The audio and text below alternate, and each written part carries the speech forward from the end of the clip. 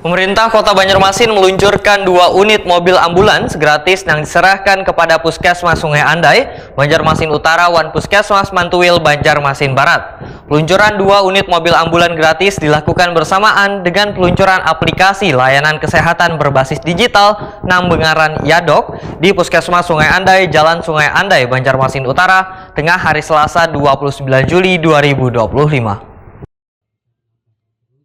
Pemerintah Kota Banjarmasin meluncurkan 2 unit mobil ambulans gratis yang diserahkan kepada Puskesmas Sungai Andai Banjarmasin Utara dan Puskesmas Mantuil Banjarmasin Barat.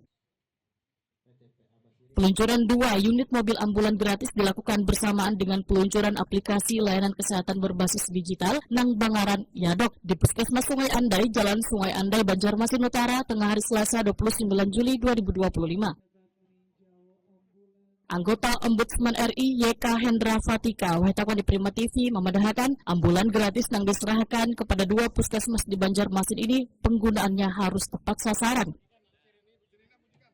Pusat pelayanan kesehatan khususnya puskesmas harus menjadi garda terdepan dalam memberikan pelayanan kesehatan yang optimal terhadap warga serta ramah pelayanannya kepada warga.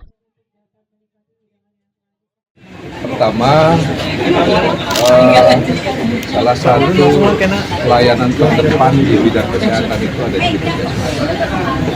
Karena puskesmas ini adalah garda terdepan untuk melayani masyarakat yang mengalami masalah kesehatan. Tentunya pelayanan puskesmas ini harus disupport, baik itu infrastrukturnya maupun suprastrukturnya.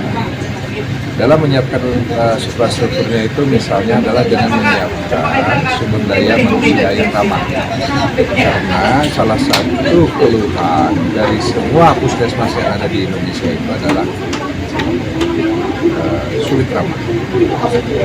Nah, tentunya Ombudsman peduli dengan hal ini, dan Ombudsman Republik Indonesia Kantor Perwakilan Kalimantan Selatan telah melakukan pelatihan dan sertifikasi terkait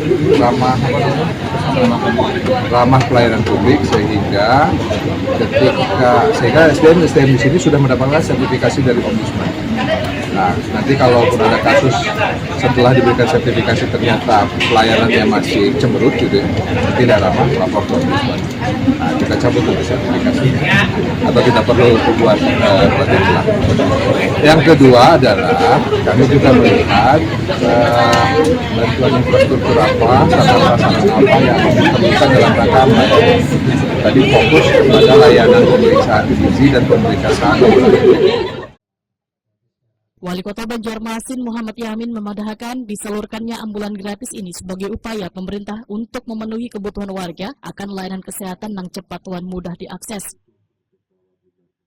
Karena berdasarkan data Dinas Kesehatan Banjarmasin, wilayah Sungai Andai dan Mantuil termasuk zona rawan keterlambatan penanganan medis akibat kemacetan dan jarak yang jauh dari rumah sakit.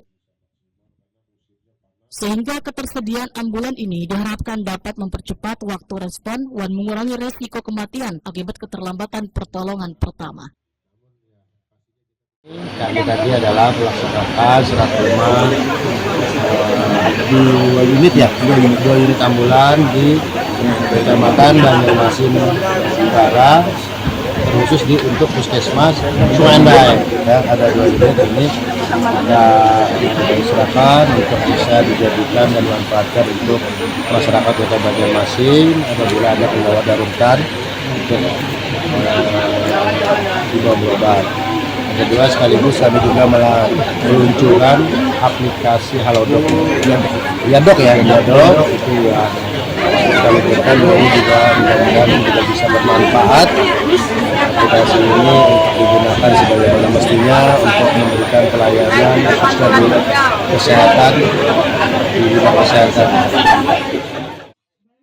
Selain menyerahkan ambulan, pemerintah kota memperkenalkan pula aplikasi Yadok yang memungkinkan warga untuk melakukan konsultasi langsung dengan dokter melalui ponsel, memantau kesehatan secara rutin, serta mengakses informasi layanan kesehatan tanpa harus datang ke fasilitas kesehatan.